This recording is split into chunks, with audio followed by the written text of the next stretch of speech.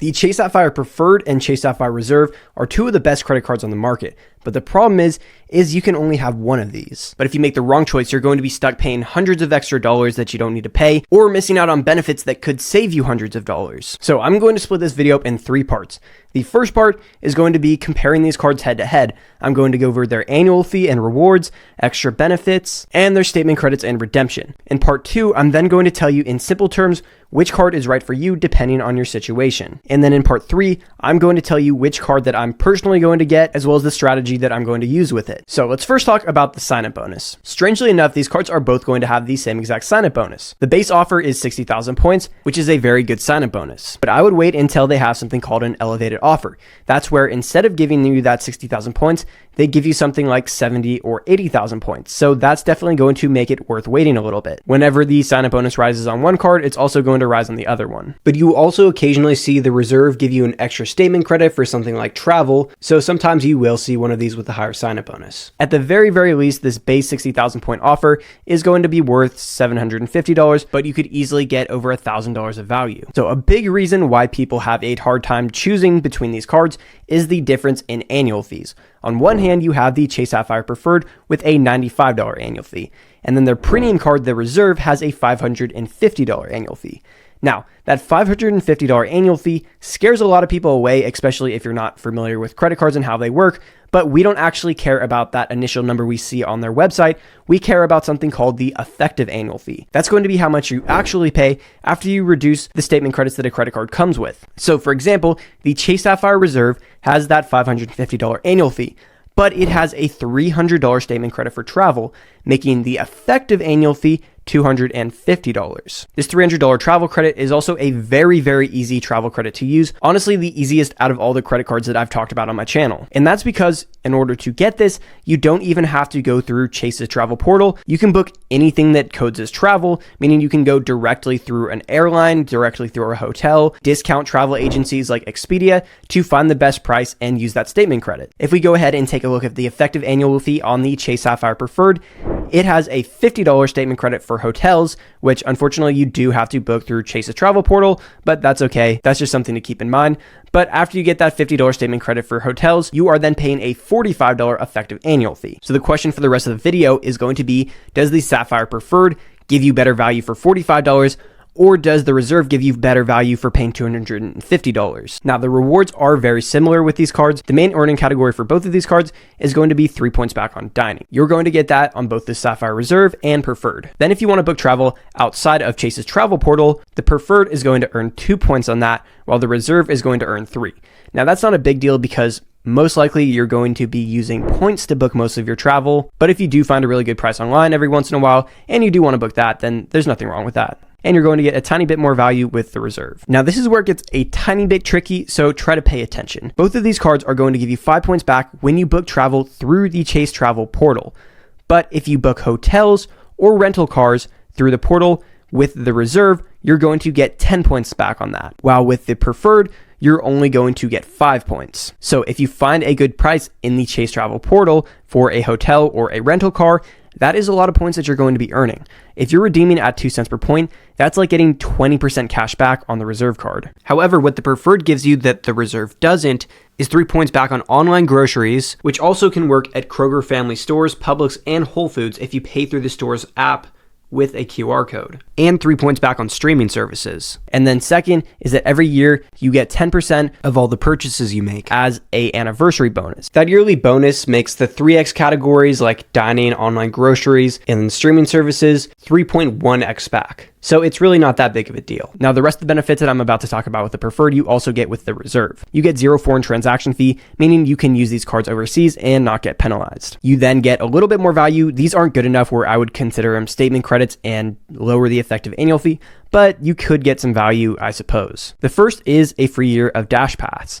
That's going to give you like discounts and free deliveries. And if you were to pay out of pocket for that, it'd be $96. You also earn $10 off a month of non-restaurant DoorDash orders. So if you wanted to place groceries for pickup or even get them delivered, you get $10 off a month with that. I personally have never do that. I usually just go to Costco and pick out whatever I need, but you could get some value for that if you wanted to, especially if you are getting that delivered for free with Dash Pass. Now, these benefits that I'm about to talk about, you're only going to get with the Reserve. The big selling point is the airport lounge access. You get access to all the Sapphire lounges, as well as over 1,300 other airport lounges. Plus, you can bring 2 people in there with you for free. If you've never been inside an airport lounge, what this is a really nice place where you can relax, get free food. There's even sleep pods in a lot of them, so you can take a little nap. It's really just a nice place to get away from all the noise in an airport and have a nice quiet space. And I really like that this card allows you to bring 2 guests in with you for free. So if you're traveling with a couple buddies from work, or maybe your wife and kids or something, and they don't have their own credit card with lounge access, you can bring them in completely for free and you guys can share a drink or some free food together, which is something that I think is really cool. With the Sapphire Reserve, you also get reimbursed for TSA pre-check, global entry, or Nexus. This is one of the only cards that has a statement credit for Nexus, and Nexus is designed to help you to cross to and from Canada easier, but it also includes global entry and TSA pre-check in it, making it one of the best credits. Global entry gives you faster access into the US when you're flying internationally. TSA pre-check is for domestic flights. And then the last benefit the Reserve gives you is a $5 monthly statement credit to DoorDash, which again is a minor credit. You can place a pickup order or even get it delivered to you for free if you have Dash Pass. So that's kind of cool. Both of these credit cards have excellent travel, purchase protection, and extended warranty, but the Chase Sapphire Reserve gives you a little bit better coverage. But the benefits that you're really going to notice is the lounge access and then the TSA pre-check that the Reserve gives you over the Preferred. But redemption is another key difference. There are 2 primary ways to redeem your points with these Chase cards. Number 1 is redeeming them straight through Chase's travel portal. And then number 2 is transferring them out to their transfer partners. If you don't know what a transfer partner is, that is a hotel or airline that a credit card company partners up with, and you can transfer your points out to them to get better deals on things like flights and hotels. Chase has 14 transfer partners that transfer at a 1-to-1 ratio. I will pop them up on the screen here so you can go ahead and take a look, but Hyatt is usually going to be the best point redemption. You can pretty easily get 2 cents per point, but airlines are going to be a giant game of chess. But if you don't want to go through the work of transferring your points out, you can also, like I said, just redeem them through Chase's travel portal. With the Chase Sapphire Reserve, you get a 50% boost on all the points you redeem. Now, a lot of people say that you don't want to redeem your points for anything under 2 cents per point, but I think a lot of times 1.5 cents per point is still going to be okay. So if you want to redeem your points for flights and get that easy 1.5 cents per point back, I think that's going to be a really good strategy and a big selling point for the Reserve, because the redemption is just so simple. So if you don't want to go through the hassle of learning how to transfer out your points or finding the best deals, you're automatically getting 1.5 cents per point, which isn't bad. Now with the Chase Sapphire Preferred, you're only going to get a 25% boost, meaning that everything through the Chase travel portal would only redeem at 1.25 cents per point. And that's something that I probably wouldn't do because you can easily get 2 cents per point with hotels. And then for flights, I would shop around and see if you can get anything higher than that, because that's not horrible, but that is a little bit on the low end for travel. So if you don't understand half of what I just said, that's okay. The simple answer is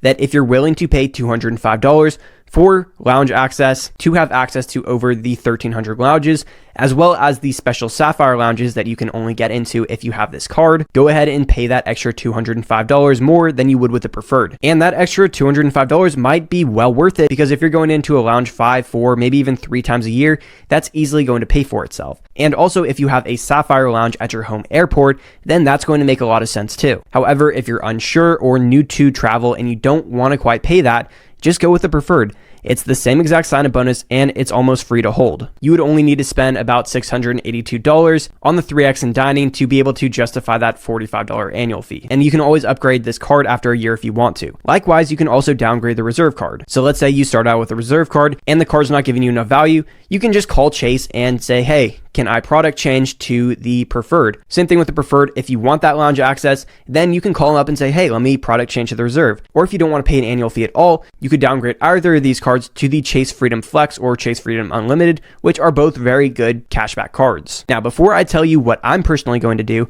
I want to give you some extra sauce that no one else on YouTube is going to tell you. So we talked about how the 2 biggest problems with the Preferred is that it doesn't have TSA PreCheck or any lounge access. But there is a no annual fee card from US Bank called the Altitude Connect that actually gives you free TSA PreCheck or global entry and 4 free visits to over 1,600 VIP lounges. Now that doesn't give you access to the Sapphire lounges like the Reserve does, but for the casual traveler, that's almost perfect. Pairing the Sapphire Preferred with the Altitude Connect is a pretty good travel duo for only paying an effective $45. So unless you're really going to a lot of lounges or you want Sapphire Lounge, that might just be the strat. Okay, so here's what I'm going to do. Chase has a rule called the 524 rule. This is a rule where Chase is only going to approve you for one of their credit cards if you've gotten less than 5 credit cards in the last 24 months. And right now, I'm at 424, meaning that I can get one Chase card, but if I get another card first, I'm gonna have to wait like 6 more months until I'm under 524. And then I'm going to try to get a credit card called the Venture X. That is a very good travel credit card. It has a $395 annual fee, but its effective annual fee is minus $5. It pretty much pays you to hold it because the statement credits are so good. And that pretty much gives me everything that I would want in a travel credit card. However, this card is pretty hard to get approved for. They're really weird about approvals. Even if you have over an 800 credit score, if you have too many credit cards, they will deny you. And generally, they're just pretty weird with their approvals. So if I can't get the Venture X, I will then upgrade my Sapphire Preferred to the Sapphire Reserve for the lounge access and other benefits, and then probably build out the Chase trifecta. But if I do get approved for the Venture X, I'll probably just still keep the Sapphire Preferred around because the effective annual fee is so low. So I'll just use it for my dining card. If you want to learn more about that Altitude Connect that I talked about earlier, then you can click this video here to learn about it. If you have one of these cards, comment down which one you have and why you have it, and if you'll ever consider upgrading or downgrading.